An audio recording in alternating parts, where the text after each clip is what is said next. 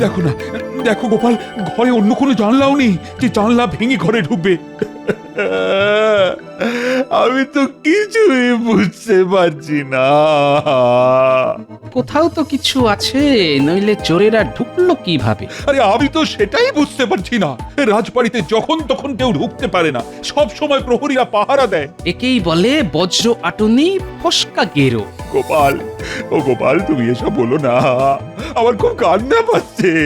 রাজবাড়ির কত গয়নাগাটি, মোহর, তার অর্ধেক চুরি হয়ে গেল, আর তোমার আনন্দ হচ্ছে? না না না, তা নয় তা নয়, আমি এমনিই বলছিলাম আর কি। দাঁড়ান দাঁড়ান, আগে চারিদিকটা ভালো করে দেখ। সংসারে আমাকে বিয়ে দিয়েছিল কে জানে। ধুর, আমি চলেই যাব। ধুত্তরি। তাহলে সভাসদগণ, রাজসভা শুরু করা যাক। এ কি গোপাল, কাঁদছো কেন তুমি? সব শেষ হয়ে গেছে মহারাজ, সব শেষ হয়ে গেছে। আর মনে হচ্ছে বেশি দিন বাঁচবো না। এ কি গোপাল, তুমি তুমি এরকম হাহুতাশ করে কাঁদছো কেন? এরকম ভাবে কেঁদো না গোপাল, কেঁদো না, নইলে আমিও কিন্তু এক্ষুনি কেঁদে দেব গোপাল। এই দেখো, আরে আরে সমস্যাটা কি সেটা বলবে তো, নইলে বুঝবো কি করে বলো। ওসব কিচ্ছু না মহারাজ, সব নাটক নাটক। আপনি গোপালের প্রয়োজনায় একদম পা দেবেন না। আরে কি মুশকিল, এই ব্যাটা তো কেঁদেই চলেছে। মহারাজ, আমাকে একটা মোহর দিন, মাত্র একটা, তাহলে সব সমস্যার সমাধান হয়ে যাবে। নইলে আমার গিন্নি বাড়ি ছেড়ে চলে যাবে। হ্যাঁ, একটা মোহরে কি হবে গোপাল? গিন্নিকে একটা নাকের নথ বানিয়ে দেব, নইলে বাড়ি ছেড়ে চলে যাবে। তখন আমাকে কে রান্না করে খাওয়াবে মহারাজ? আর আমি না খেলে মরে যাব। তখন আপনাকে কে সাহায্য করবে মহারাজ? আরে এই কথা আগে বলবে তো, এত কান্নাকাটি করার কি ছিল? এই নাও একটা মোহর। ঠিক বেটা পটিয়ে পাটিয়ে মহারাজের কাছ থেকে একটা মোহর বাগিয়ে নিল। হ্যাঁ, মন্ত্রী, কখনো কারো ওপর হিংসে করো না, তাহলে কিন্তু আখেরে তোমারই ক্ষতি হবে। গোপাল আমার রাজসভার সদস্য, আর একজন রাজা হিসেবে তার রাজসভাসদের বিপদের সময় পাশে দাঁড়ানোটা আমার কর্তব্য। তাহলে মহারাজ আমাকে 1000 মোহর দিন, গিন্নিকে হীরের গয়না গড়িয়ে দেব। ওই তো তোমার হিংসে শুরু হয়ে গেল তো। হিংসে নয় মহারাজ, প্রয়োজন প্রয়োজন। গোপালের গিন্নির যদি নাকের নথ প্রয়োজন হয়, তাহলে আমার গিন্নিরও হীরের গয়না প্রয়োজন। মন্ত্রীমশাই, ওটা প্রয়োজন নয়, ওটা বিলাসিতা। গোপাল একদম ঠিক কথা বলেছে। হ্যাঁ মন্ত্রী, তুমি প্রয়োজন আর বিলাসিতার মধ্যে পার্থক্যটা বুঝতে শেখো। বেটা বেঁটেটার জন্য মহারাজের এত দরদ যেন একেবারে উথলে উঠছে, দেখলেও গা জ্বলে যায়। না, এর একটা বিহিত করতে হবে। যত অবিচার আমার জন্যে, আর সুবিচার গোপালের জন্যে। এমন একটা চাল দেব, মহারাজ কেঁদেও কুল পাবে না। কি হয়েছে বলো না? তখন থেকে এসে থেকে বিড়বিড় করে যাচ্ছ। মাথাটা কি তোমার খারাপ হলো নাকি? আমার মাথা খারাপ হয়নি, তবে একজনের মাথা খারাপ হবে। কার মাথা খারাপ হবে গো? মহারাজের মাথা। এমন একটা চাল ভেবে রেখেছি যে মহারাজ দিশেহারা হয়ে যাবে। আরে বাবা, কি হয়েছে সেটা বলবে তো? তখন থেকে খালি নিজেই বলে যাচ্ছ। গোপাল রাজসভায় এসে একটু ন্যাকা কান্না করলো বলে ওর গিন্নির জন্যে নাকের নথ দরকার। মহারাজ দরদে উছলে উঠে 1 মোহর ধরিয়ে দিলেন, আর আমি বললাম আমার গিন্নির হীরের হার দরকার। মহারাজ আমাকে কাঁচকলাও দিলেন না। এটাই তো চিরকালের নিয়ম গো। গোপাল মহারাজের কাছে এসে মিষ্টি করে কথা বলে, আর আয়েশ করে পায়েস খেয়ে চলে যায়, আর তুমি হাঁ করে তাকিয়ে থাকো। তোমার দ্বারা কিছুই হবে না। তোমার সংসারে এসে আমার জীবনটা চঞ্চল হয়ে গেল। আর চিন্তা করো না গিন্নি, এবার তোমাকে রোজ নতুন নতুন রাজকীয় গয়না পরাবো। তারপর মহারাজ বুঝতে পারবে রোজ রোজ ঘুঘু কিভাবে খেয়ে যায় ধান।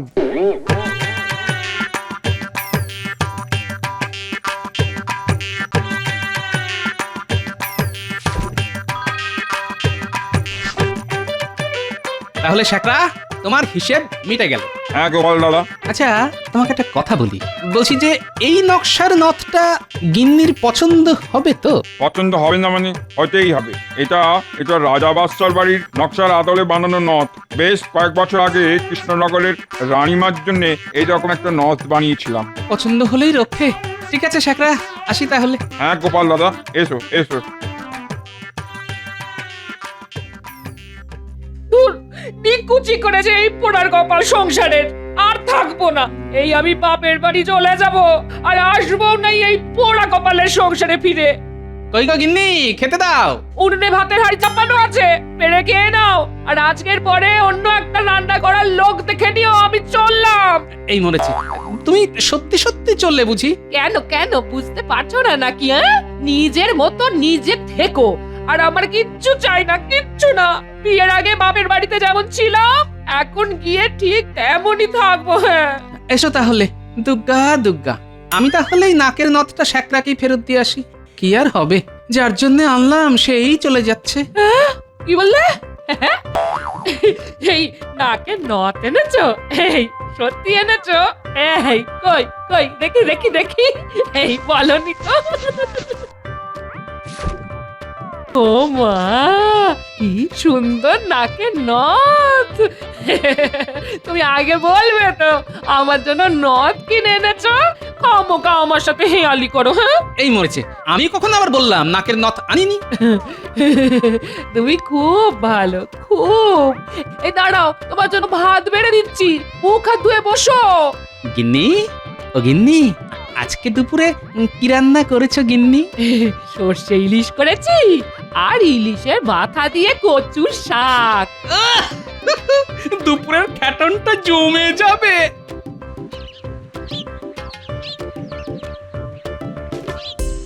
গিন্নি, ইলিশ পেলে কোথায়? আমি তো আজকে বাজার থেকে ইলিশ মাছ আনিনি।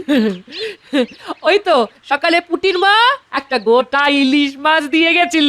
পুটির বাবা নাকি আজকে নদীতে মাছ ধরতে গিয়ে কয়েকটা ইলিশ মাছ পেয়েছে জানো, তাই আমাদেরকে একটা দিয়ে গেল। বাহ বাহ বাহ, বেশ বেশ বেশ। জানো তো গিন্নি, তোমার এই নথ কেনার জন্য আজকে মহারাজ আমাকে একটা মোহর দিয়েছেন। আমি অনেক কান্নাকাটি করেছিলাম তো। উমা, তাই নাকি? হ্যাঁ, তাহলে তুমি এক কাজ করো, তুমি কালকে বাজার থেকে ইলিশ মাছ এনো। হ্যাঁ, কেন কেন, আমি ইলিশ কিনতে যাব কেন? না, আসলে তাহলে কালকে একটু বেশি করে সর্ষে ইলিশ রান্না করব। তুমি সময় করে দুপুরে খাওয়ার আগে মহারাজের জন্য দিয়ে এসো। হ্যাঁ, ও আচ্ছা আচ্ছা আচ্ছা, ঠিক আছে ঠিক আছে।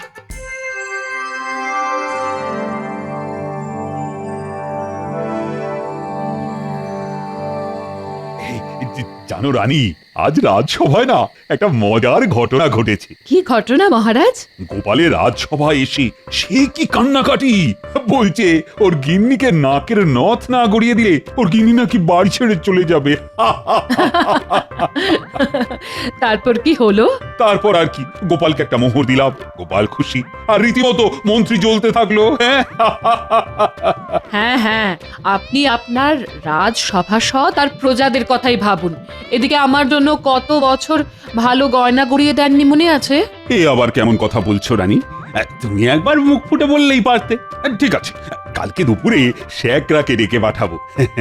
তুমি তোমার পছন্দ মতো গয়না গড়াতে দিও। না না না, টাকা পয়সা খরচ করে নতুন কিছু বানাতে হবে না আপনাকে। আমার পুরনো গয়না ভাঙিয়ে বরং নতুন গয়না গড়াবো। ঠিক আছে ঠিক আছে, তোমার যা ইচ্ছে তাই হবে। অনেক রাত হলো তো, ঘুমোবে না? হ্যাঁ, ঘুমোবো। আমারও ঘুম পাচ্ছে।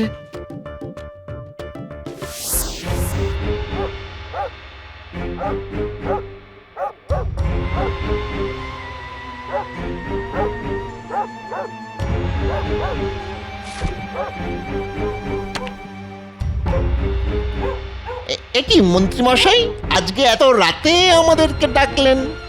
কোনো কাজ আছে নাকি?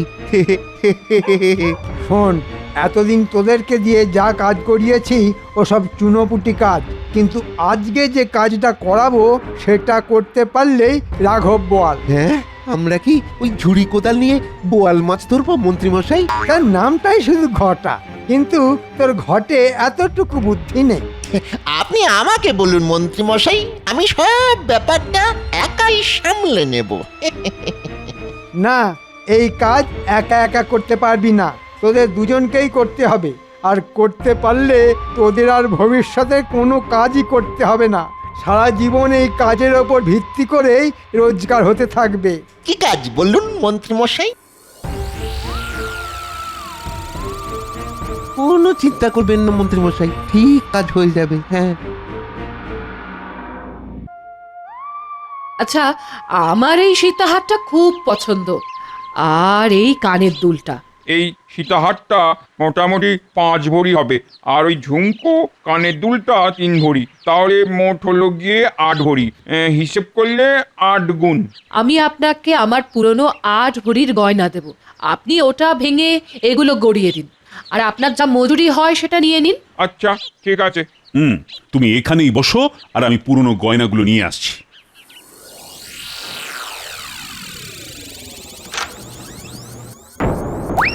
হায় হায় হায়, কি কাণ্ড! অর্ধেক সিন্ধুক তো ফাঁকা। ভগবান! রানী, ও রানী, এদিকে এসো। কি হলো? কি হলো মহারাজ? কি হলো? ডাকছেন? দেখো, দেখে যাও রানী, সিন্ধুকের কি অবস্থা। অর্ধেক সিন্ধুক ফাঁকা হয়ে গেছে। মহারাজ, মহারাজ, আমি আপনার জন্য সর্ষে ইলিশ নিয়ে এসেছি, আমার গিন্নি বানিয়েছে। তুমি রাখো তোমার সর্ষে ইলিশ, আমার সব সম্পত্তি শেষ হয়ে গেল। মহারাজ, কথায় আছে, যা দেবেন অঙ্গে তাই যাবে সঙ্গে। এই সর্ষে ইলিশটা খেয়ে নিন, তারপর আমাকে বলুন কি হয়েছে। না না না, আমার ওসব খাওয়ার কোনো ইচ্ছে নেই, তুমি এটা রেখে দাও। গোপাল, রাজবাড়ির সিন্ধুক রাতারাতি অর্ধেক ফাঁকা হয়ে গেছে গোপাল। হিমা, সে কি? কিভাবে? শেখরা, তুমি এখন এসো, তোমাকে পরে ডাকবো। আচ্ছা, ঠিক আছে। আর বলো না গোপাল, সিন্ধুকের ঘর তো সবসময় তালা চাবি দিয়ে বন্ধই করা থাকে, আর চাবিটা আমার কাছেই থাকে। কিন্তু কিভাবে যে অর্ধেক সিন্ধুক ফাঁকা হয়ে গেল, আমি কিছুতেই বুঝতে পারছি না, কিছুতেই বুঝতে পারছি না। আমাকে একটু দেখতে দিন তো মহারাজ।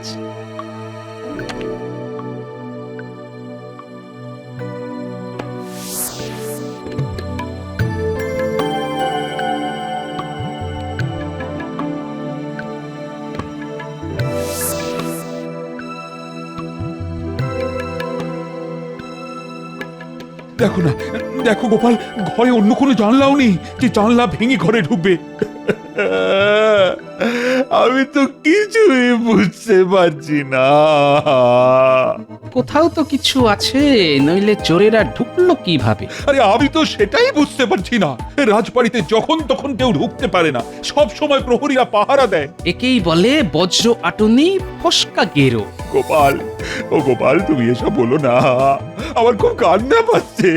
রাজবাড়ির কত গয়নাগাটি, মোহর, তার অর্ধেক চুরি হয়ে গেল, আর তোমার আনন্দ হচ্ছে। না না না, তা নয়, তা নয়, আমি এমনিই বলছিলাম আর কি। দাঁড়ান দাঁড়ান, আগে চারিদিকটা ভালো করে দেখি। না, কোথাও তো কিছু দেখতে পাচ্ছি না। তাহলে চোর এলো কখন আর গেলই বা কখন?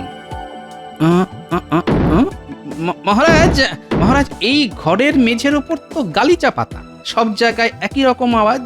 কিন্তু এখানটা দেখুন, দেখুন, হ্যাঁ হ্যাঁ, এখানটা, এই কোণের দিকটা দেখুন, একটু অন্যরকম আওয়াজ মনে হচ্ছে না? তাই তো, এই গালিচাটা তোলো। কি এখানে ঢাকনা কিসের? এ তো মনে হচ্ছে নিচে রাস্তা আছে মহারাজ। এ কি? এ তো সুড়ঙ্গ, গভীর সুড়ঙ্গ। কি করে সম্ভব? এত বড় ষড়যন্ত্র কার? আমি ছাড়বো না গোপাল, যে এই কাজ করেছে আমি তাকে মেরেই ফেলবো। মহারাজ, মহারাজ, এত উত্তেজিত হবেন না মহারাজ।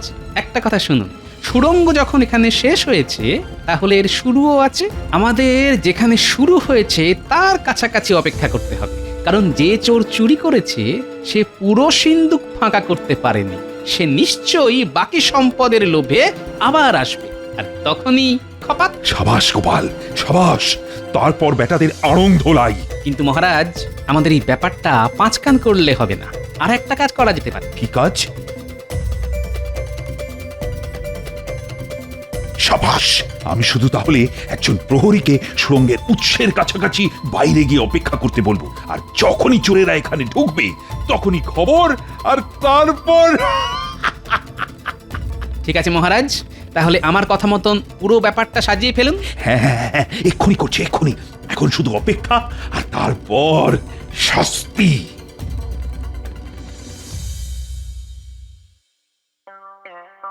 কি গিন্নি, তুমি খুশি তো? খুশি মানে আজ আমি দারুণ দারুণ খুশি। আমি কোনোদিন স্বপ্নেও ভাবতে পারিনি আমি এত গয়না পরতে পারবো। এ তো সবেমাত্র অর্ধেক গিন্নি, আজকে রাতে আরো পাবে। এতদিন পরে তুমি একটা কাজের কাজ করতে পেরেছো। ওহ, আমাকে কি সুন্দর রানী রানী দেখতে লাগছে। ঠিক আছে, হয়েছে হয়েছে, আমি এখন চললাম। তুমি সাবধানে থেকো, আর এই গয়নাগাটির ব্যাপারটা যেন কেউ ঘুণাক্ষরেও টের না পায়। আচ্ছা ঠিক আছে।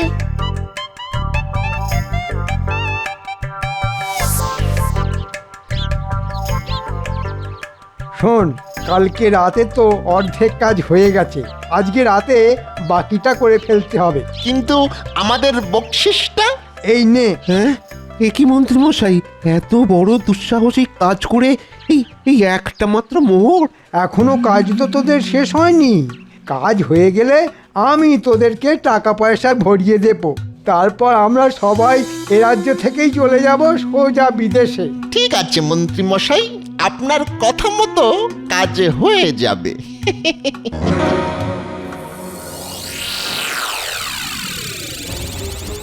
মহারাজ, রাজবাড়ি থেকে বেশ কিছুটা দূরে একটা ঝোপের ধারে সুড়ঙ্গের মুখ পাওয়া গেছে। বেশ, তাহলে এবার আমাদের কাজটা শুরু করতে হবে। কি বলো গোপাল? হ্যাঁ শোনো, প্রহরী আর আরেকজন মিলে একটা বড় পাথর নিয়ে প্রস্তুত থাকো, আর দূরে লুকিয়ে লুকিয়ে অপেক্ষা করো। আর ওই সুড়ঙ্গে চোর ঢুকলেই ওই পাথরটা সুড়ঙ্গের মুখে চাপা দিয়ে দাও, আর আমাদেরকে খবর দাও।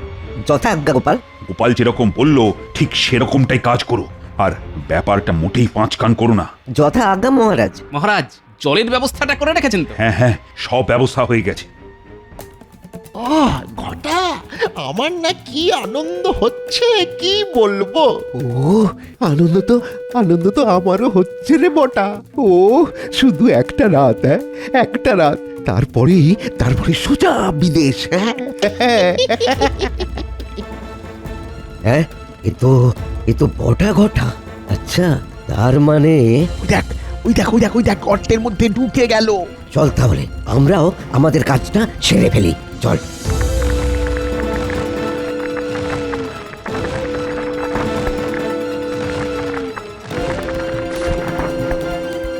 মহারাজ মহারাজ মহারাজ, চোর ঢুকেছে। কে চোর? বটার ঘটা। আপনি কাজ শুরু করে দিন। হ্যাঁ, আর তুমি যাও গোপালকে ডেকে নিয়ে এসো। একিরে ঘটা, সুড়ঙ্গের ভিতরে জল আসছে কোথা থেকে? কিছুই তো বুঝতে পারছি না রে। হ্যাঁ, জলটা তো মনে হচ্ছে ওই সিন্ধুকের ঘর থেকে আসছে। ওরে, তার মানে আমাদের পরিকল্পনা মহারাজ ঠিক বুঝতে পেরেছেন। পালা পালা ঘটা, পালা।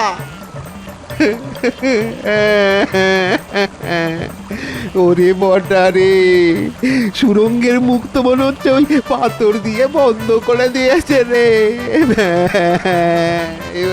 এবার আমাদের কি হবে রে বটা? ওরে ডুবে যাচ্ছি রে। ওরে, ও ওই ঘর থেকে আলো আসছে। ওদিক থেকেই আমাদের বেরোতে হবে। নইলে তো আমাদের শরীর সমাধি হয়ে যাবে রে। চল ওই দিক থেকে বেরোবো।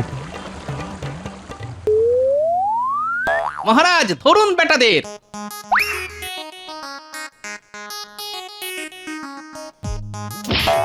সেনাপতি, তুমি এদের আচ্ছা করে মুগুর ধোলাই দাও।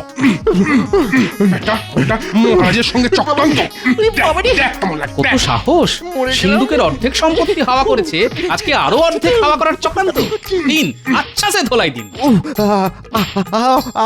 আরে আরে আমাদেরকে আমাদেরকে এত মারছেন কেন? ওরে বাপ রে, সব ষড়যন্ত্র তো ওই মন্ত্রী মশাইয়ের। ওনার কথাতেই তো আমরা এই কাজগুলো করেছি।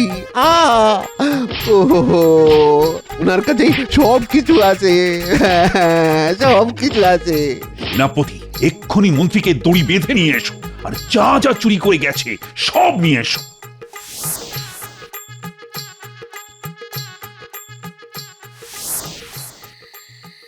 এবার এক কাজ করো, এদের তিনজনকেই একসাথে সুড়ঙ্গের ভেতরে ঢুকিয়ে দাও। একদিক পাথর চাপা দিয়ে বন্ধ করা আছে, আরেক দিকেও পাথর চাপা দিয়ে দাও। মহারাজ, ভুল হয়ে গেছে মহারাজ। আমাকে আমাকে ক্ষমা করে দিন না লক্ষ্মীটি। আর কোনোদিন করবো না। চলুন মন্ত্রী মশাই, আজ থেকে সুড়ঙ্গতেই থাকবেন, চলুন। হ্যাঁ, আর কোনোদিন করবো না, আর কোনোদিন করবো না। ধন্যবাদ গোপাল, ধন্যবাদ। তোমার জন্য আজ আমি আমার সমস্ত হারানো সম্পত্তি ফিরে পেলাম। এই নাও তোমার উপহার। সত্যি গোপাল, তোমার বুদ্ধির তুলনা নেই, সত্যি। ধন্যবাদ মহারাজ। ওরে বাবারে মরে যাব, বিশ্বাস করুন, মরে যাব। গোপালের জন্যে এবারেও ধরা পড়ে গেলাম।